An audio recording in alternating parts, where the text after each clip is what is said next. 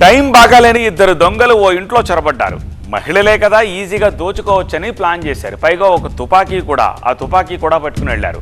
వాళ్ళ లక్ ఏమాత్రం బాలేదు. ఆ ఇంట్లో ఉండే మహిళలకు కిక్ బాక్సింగ్ వచ్చని వాళ్ళకి అస్సలు తెలియదు. సీన్ అక్కడ కట్ చేస్తే ఆ కుర్చీని మడతపెట్టి అన్న లెవెల్లో దొంగలకు బడిత పూజ చేశారు. దోచుకోవడానికి వెళ్ళి తన్నులు తిన్నారు.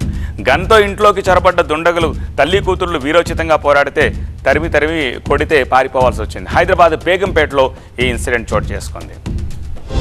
దోచుకోవడానికి వెళితే తన్నులు బోనస్ గా మిగిలాయి. తలుపు తడితే అదృష్టం వస్తుందనుకున్నారు, కానీ వాళ్ల దురదృష్టం ఈడ్చి తన్నింది. హైదరాబాద్ బేగంపేటలో తుపాకీతో ఓ ఇంట్లోకి చొరబడ్డ ఇద్దరు దొంగలను జీవితంలో మరిచిపోలేని లెవెల్లో చితక బాదారు తల్లి కూతురు.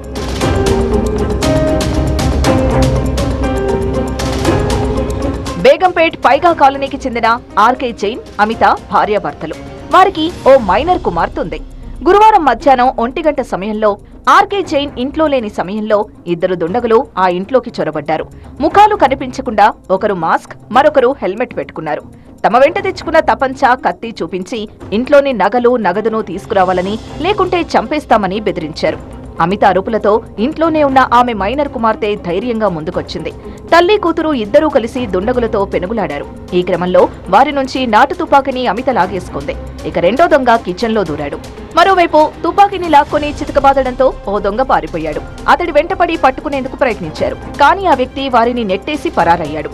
ఇక రెండో దొంగ కూడా కత్తితో బెదిరిస్తూ పారిపోయే యత్నం చేశాడు.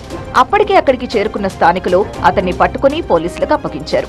తనకు కిక్ బాక్సింగ్ వచ్చని, కూతురి సాయంతో దొంగను ధైర్యంగా ఎదుర్కొన్నానని అమిత చెబుతున్నారు. मैंने किको बॉक्सिंग सीखा है 5 इयर्स तक एंड मैं फिटनेस फ्रीक हूँ. फिटनेस कर रही हूँ मैं 15 इयर्स से.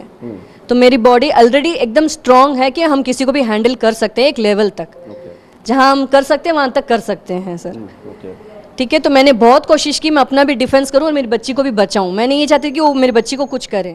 ఆ ఇంట్లో గతంలో క్లీనింగ్ పనులు చేసిన ప్రేమ్చంద్, అతడి స్నేహితుడు సుశీల్ కుమార్ కలిసి ఈ దోపిడీ యత్నానికి పాల్పడినట్టు పోలీసులు గుర్తించారు. వీరిలో ప్రేమ్చంద్ ని స్థానికులు పట్టుకోగా, పరారైన సుశీల్ కుమార్ ను పోలీసులు కాజీపేటలో అదుపులోకి తీసుకున్నట్టు తెలిసిందే. నిందితుల్ని యూపీకి చెందిన వారిగా గుర్తించారు. తల్లి కూతుళ్ల సాహసాన్ని అందరూ కొనియాడుతున్నారు.